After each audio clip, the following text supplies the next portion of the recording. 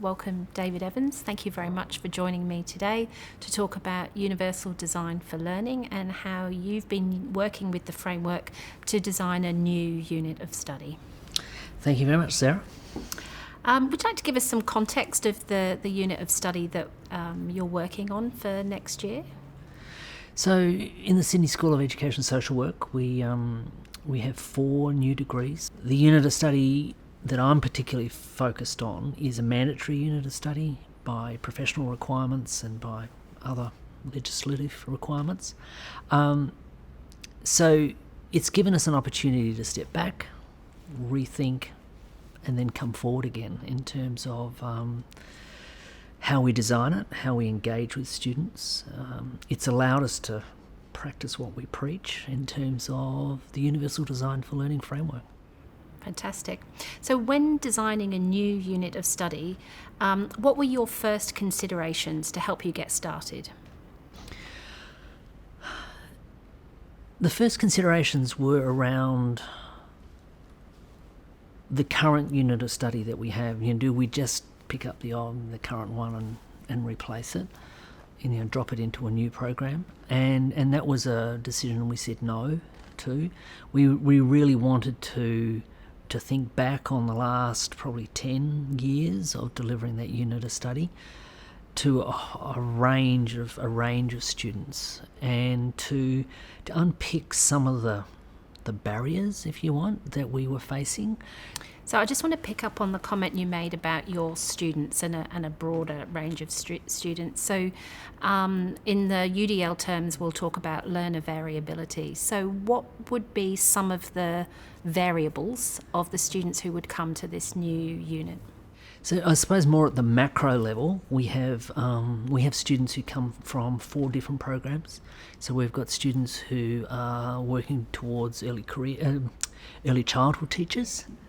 And then we've got teachers in the primary sector, and then we've got a group of teachers in the secondary sector. So at that macro level, a lot of variability in terms of how they perceive students with disability, how some of their attitudes towards students with disability. At the micro level, we have nearly 300 students, and they come to us with a range of backgrounds and a range of interests.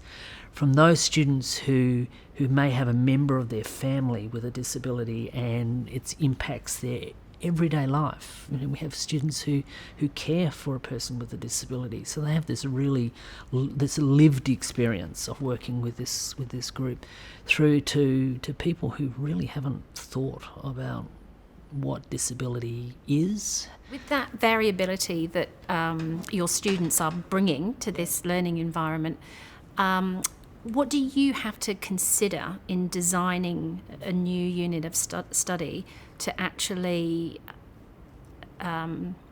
intentionally design for that variability so all of those students can get the most out of this?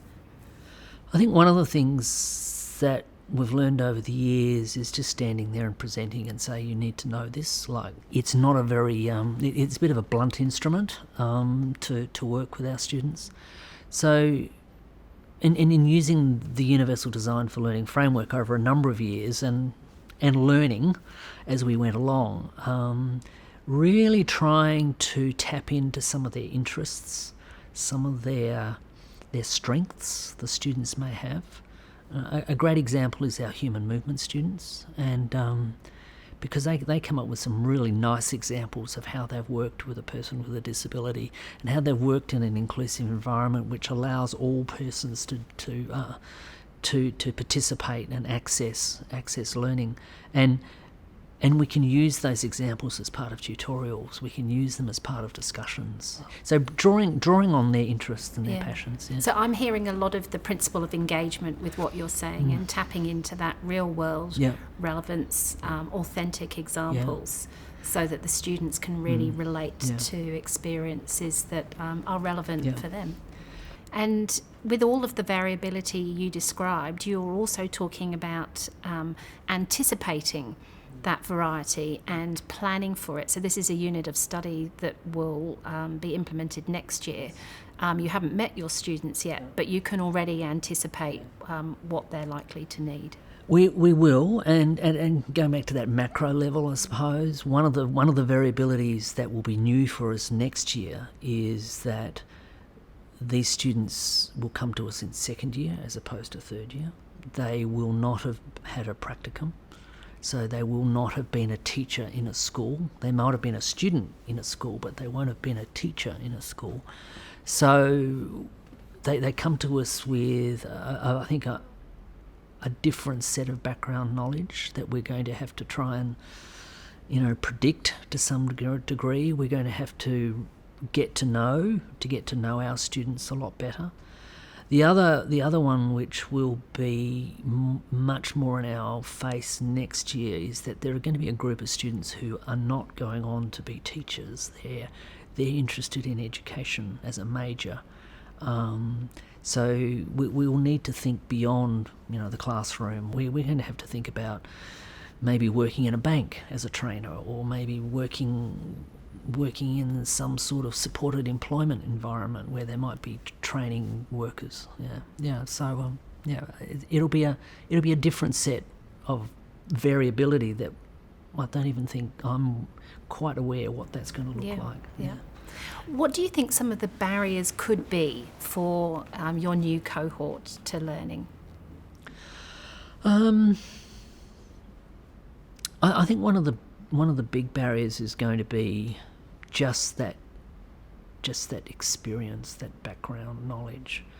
A lot of them will have been in a school just recently as a student, as I said, but being there as a teacher and seeing it through more of an educator-teacher eyes, I think, is going to be one of the barriers that we'll need to address.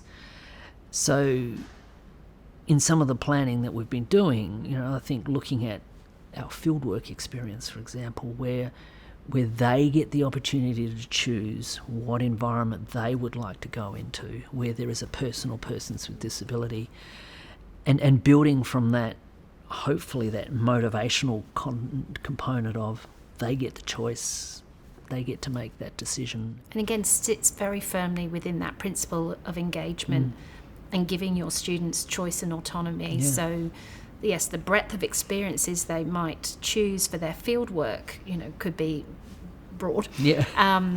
But they're in control. Yes. And they're getting to choose. Yep. And hopefully through that it'll be more relevant for them.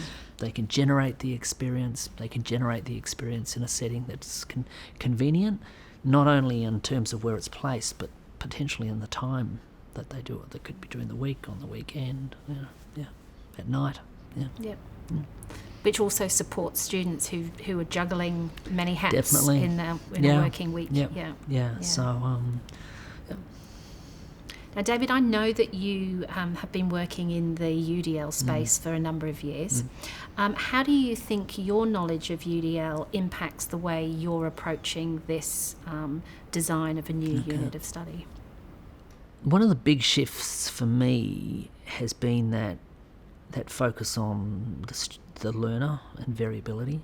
I think originally I was very much focused on what I think or thought I should have been doing.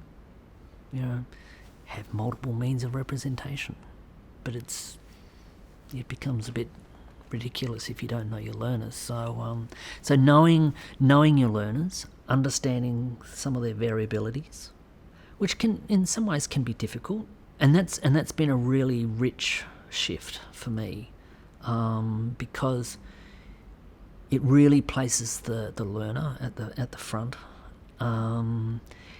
It really makes you think about your goals and how you've set your goals. Are they flexible or are they rigid? And there is one way you will do this. So now we move from writing a piece of work to opportunities to present it as an audiovisual presentation, as a written presentation, or doing group work where it can be done as a group in terms of in front of you, or it can be recorded, or it can be done as a role play, as just a straight up chalk and talk. So by examining it in that way, engagement, flexible goals, knowing your goals, being clear on your goals, leads to a much richer set of outcomes in terms of action and expression than third or that other principle. So, David, have you thought about how you'll share with your students next year the intentional strategies that you're building into the design of this new unit, so that they know what to look out for and how to make the most of the design of the unit? Probably haven't given it a lot of thought, but in reflection it's going to be important, because the unit of study does draw on the Universal Design for Learning framework quite heavily, and this unit of study uses the Universal Design for Learning framework as one of its teaching areas.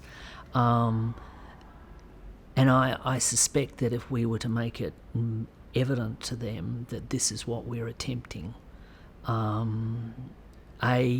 think it might be a great learning opportunity for them, but it also could potentially provide us with some really useful and beneficial insights into the design of the unit, what to change, what to keep, and maybe what we can even build on more to make it a valuable learning experience. Because I think I said in the beginning, it's a mandatory unit of study, and when you make it mandatory, people go, why?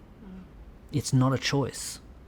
So we need to make it a unit that they truly want to do because of the value that it has to them as people and as future educators.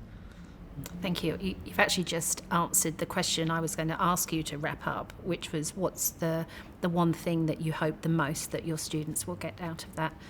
And I think you just answered that perfectly. So thank you very much, David, for your time today and chatting with me about Universal Design for Learning. Thank you, Sarah. Always a pleasure.